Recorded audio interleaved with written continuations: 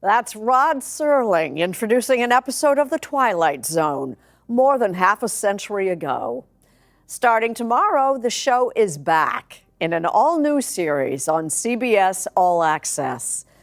Picture this. A television network makes a show so bold, so willing to say things nobody else on TV would say, that it becomes one of the most respected series in American history.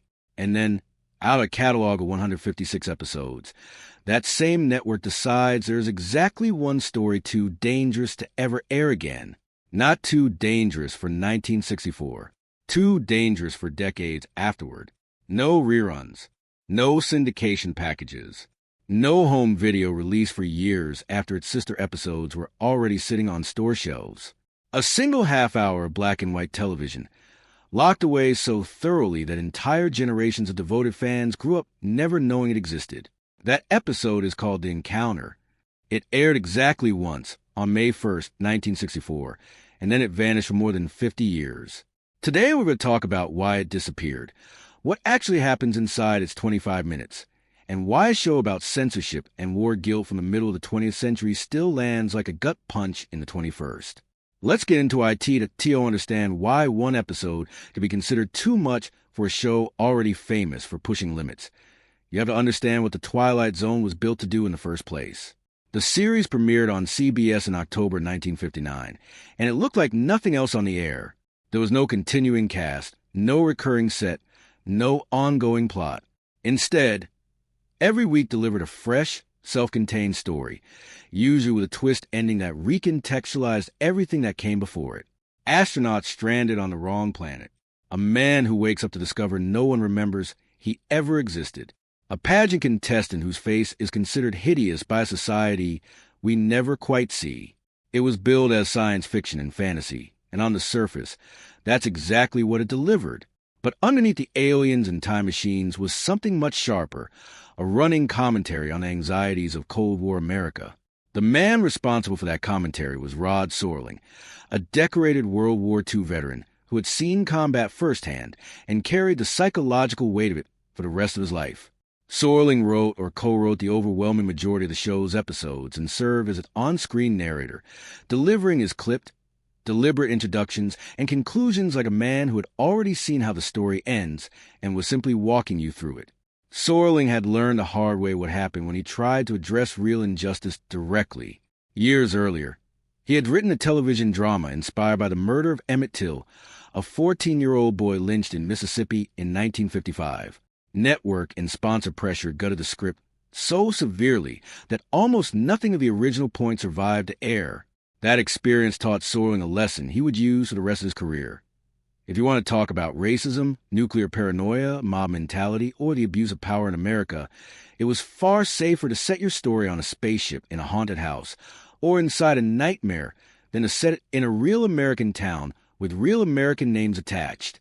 That's the trick that made the Twilight Zone work. Sponsors who would have panicked at a direct examination of McCarthyism were far more comfortable watching a small town descend into paranoid violence when the antagonist was framed as an alien invader. Executives who might have blocked a story about mob violence against a marginalized community let it through when the mob was hunting something with three eyes. Science fiction became a kind of Trojan horse, smuggling difficult truths past the people whose job it was to keep difficult truths off the air. For most of the show's run, that strategy worked. It didn't always make for high ratings, and the series was never a runaway commercial hit, but built something more durable. A reputation as television that respected its audience enough to unsettle them. Episodes like The Monsters Are Due on Maple Street showed an ordinary suburban block turning on its own neighbors out of pure paranoia. No monster required except the fear itself. Time enough at last. Imagine a lonely bookworm surviving nuclear annihilation only to be robbed of the one thing he wanted by his own broken glasses. These stories worked because they didn't feel like lectures. They felt like nightmares built out of headlines, and audiences could enjoy them purely as spooky television while still absorbing the argument underneath if they were paying attention. It also helped that Serling had genuine credibility as a writer before the Twilight Zone existed at all. He had already won multiple Emmy Awards for earlier television dramas and had a reputation in the industry as one of the most gifted writers working in the still young medium. That reputation bought him leverage that a first-time creator never would have had, and he spent that leverage deliberately, using a Monster of the Week format as cover for stories about conformity, blacklisting, mob violence, and the arms race. By the time the show reached its 5th season in the 1963 to 64 broadcast year, that formula had produced some of the most enduring hours of American television ever made, and Sorling and his fellow writers, including Richard Matheson and Charles Beaumont, had built up enormous trust with a loyal audience who expected the show to go places other programs wouldn't. But trust built over 5 years can still run out in 25 minutes, and by its final season, the show was also dealing with declining ratings, rise in production costs, and a shrinking appetite from CBS to keep fighting for a series that had never been a ratings powerhouse to begin with. That's the environment the Encounter walked into, a show with a hard-earned reputation for boldness, produced by a team that had spent years learning exactly how far they could push a sponsor before the pushback became a real threat. Airing in a season where the network's patience for controversy was already thinner than it had been in years past. The Encounter was the 31st episode of the 5th season, one of only a handful of bottle episodes the series ever produced, story confined almost entirely to a single location with a minimal cast, originally a budget-saving device that, in the right hands, could also generate enormous psychological pressure. This one takes place almost entirely inside a hot, cramped attic, and it uses that confinement like a vice. It was written by Martin M. Goldsmith and directed by Robert Butler, notably, not Sorling himself, though he still appears as narrator and clearly signed off on its content. The cast is just 2 men. Neville Brand plays Fenton, a World War II veteran who has spent the episode's opening minutes cleaning out his attic. In the middle of that clutter, he finds a Japanese officer's katana, a sword he brought home from the Pacific Theater as a trophy of the war. A young Japanese-American man named Arthur Takamori, played in one of his earliest screen roles by a pre-Star Trek George Takei, arrives looking for work as a gardener. Fenton, in the mood for company, invites him up. What starts as an awkward but ordinary conversation over a couple of beers begins to curdle almost immediately. Fenton can't stop circling back to the war, to the men he killed, to the sword itself, which he admits he took off a Japanese soldier he'd shot after that soldier had already surrendered, essentially confessing to a war crime, wrapped in the language of a war story. Arthur, meanwhile, becomes increasingly unsettled by the sword's presence, at one point suggesting it seems to want to be used, to still be carrying some kind of malice from the man it belonged to. Then comes the line that made this episode radioactive. Arthur reveals that his real given name is Taro, and he tells Fenton that his father was secretly working as a spy for Imperial Japan, that he passed along information that helped enable the attack on Pearl Harbor. From that point forward, the room becomes a pressure cooker. Fenton, already unstable, starts to believe Arthur has come to his home for revenge. Arthur, for his part, grows more erratic and more consumed by the shame of what he's just confessed. Neither man will leave. The episode ends in a physical struggle over the sword. Fenton is impaled on a blade, and Arthur, sword in hand, screams a wartime battle cry and leaps out the attic window to his death. There's no twist alien, no time travel, no parallel dimension. The horror in the Encounter is entirely human. 2 men destroyed by trauma, prejudice, and a weapon that functions less as a supernatural curse and more as a physical stand-in for everything neither of them can put down. What makes the episode genuinely uncomfortable to watch, even decades later, isn't just the plot mechanics. It's the way Fenton's language shifts over the course of the conversation, sliding from folksy nostalgia about his service into openly bigoted remarks directed at Arthur, remarks the script doesn't soften or excuse. Fenton isn't written as a cartoon villain twirling a mustache. He's written as an ordinary wounded man, the kind a neighbor or co-worker audiences would have recognized, which is exactly what makes his unraveling so unsettling. Arthur, in turn, isn't written as a pure victim either. His responses grow more provocative as the episode goes on, almost as though some part of him wants to force the confrontation to its worst possible conclusion, rather than simply walk away. Both actors play the material with real restraint for most of the runtime, which only makes a final eruption of violence land harder when it finally arrives. The attic setting does a lot of quiet work here, too. It's hot, cramped, cluttered with the physical debris of Fenton's past, and there's effectively only one exit, the same window Arthur eventually leaps from. Bottle episodes like this one live or die on whether the confined space actually generates pressure, and by nearly every account, the encounter succeeds at that even where its script stumbles elsewhere. There's nowhere for either character to retreat to, literally or emotionally, and the episode uses that claustrophobia to make a fairly simple two-hander feel like it's building towards something inevitable almost from the opening minutes. When the encounter aired in May of 1964, the response was immediate and hostile.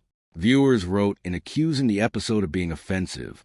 Some of the loudest objections came from Asian American viewers and organizations who were, understandably, furious at the implication buried in Arthur's confession, the idea that a Japanese American citizen's father might really have been a spy working to help Imperial Japan attack the United States. To understand why that single plot point detonated the way it did, you need the historical context the episode was airing into. Fewer than 25 years earlier, the United States government had forcibly removed more than 120,000 people of Japanese ancestry from their homes on the West Coast and imprisoned them in internment camps.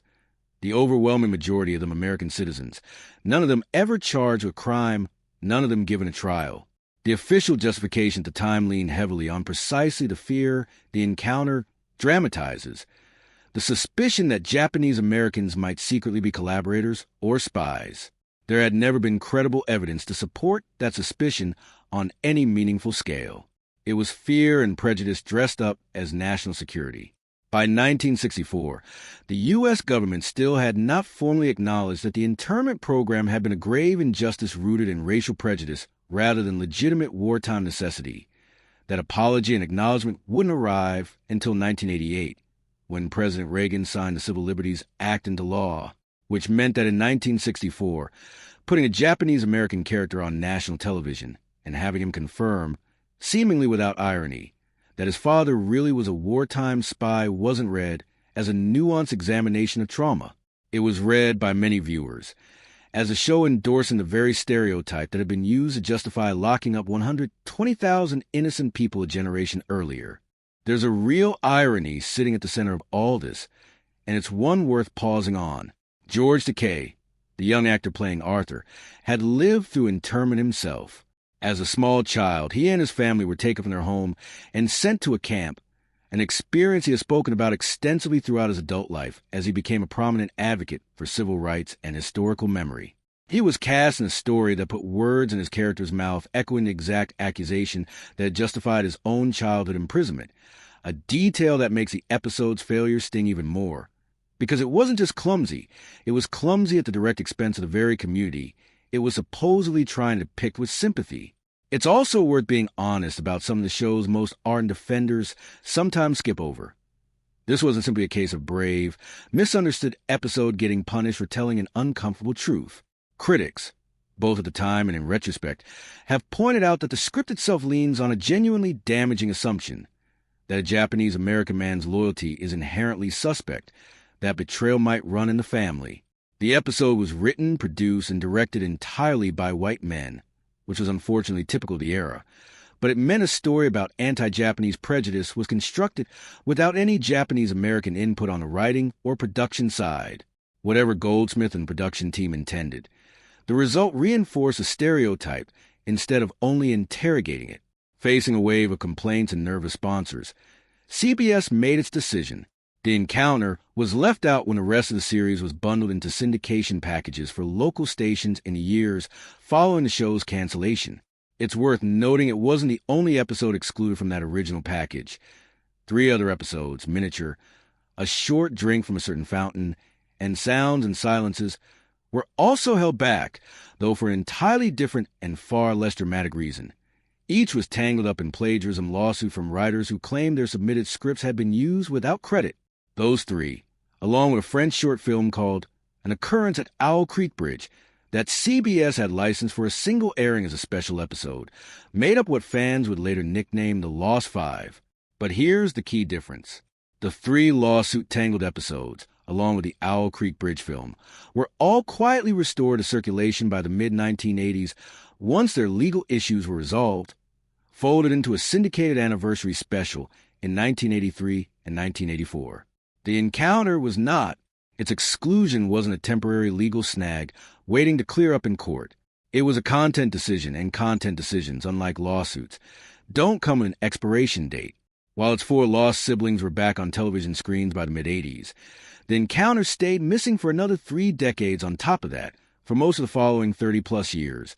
The Encounter existed mostly as rumor among serious Twilight Zone fans. It wasn't included in cable reruns. It wasn't part of the early home video collections that rounded up the rest of the series.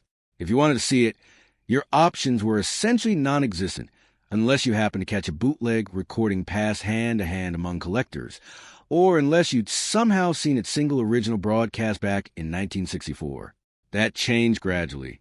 The episode finally became available as part home video box sets in the early 2000s, once the full series began getting comprehensive DVD releases, and the show's owners apparently judged that a themed home video collection, purchased deliberately by dedicated fans, carried a different kind of risk than a casual rerun airing to a general broadcast audience.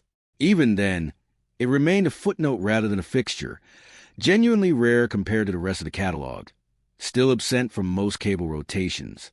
The moment that really brought The Encounter back into public conversation came in 2016, when the cable network Sci-Fi included it uncut in its annual New Year's Day Twilight Zone marathon, a tradition where the network runs a huge chunk of the series back-to-back for the viewing public. It was the first time the episode had been broadcast on American television since that single original airing back in 1964, and for many longtime fans of the show, it was the first opportunity they'd ever had to see it all. Today, it sits alongside the rest of the series on major streaming platforms, no longer treated as forbidden, just treated as one more entry in a very large catalog, though still notably the one episode in the entire 156-episode run that carries a unique historical distinction of having been formerly withheld rather than simply overlooked. Part of what made the episode's return feel significant is who George Takei had become in the decades between its burial and its resurfacing. In 1964, he was a young actor early in his career, taking a supporting guest role on an anthology series like dozens of other working actors of the era. By the time The Encounter finally got its second broadcast, he was one of the most recognizable actors of his generation thanks to his role as Sulu on Star Trek. And just as importantly, he had spent decades as one of the most visible public voices speaking about Japanese-American internment, writing and lecturing about his own childhood experience in the camps, and pushing for the country to reckon honestly with that history. Watching a young, pre-famed Takei deliver Arthur's confession in The Encounter reads very differently to a modern audience that knows the rest of the story than it would have to a 1964 audience who had no idea who he was yet. The episode's rediscovery let audiences see an early piece of the same advocacy that would come to define much of his public life, even if the specific role he was cast in back then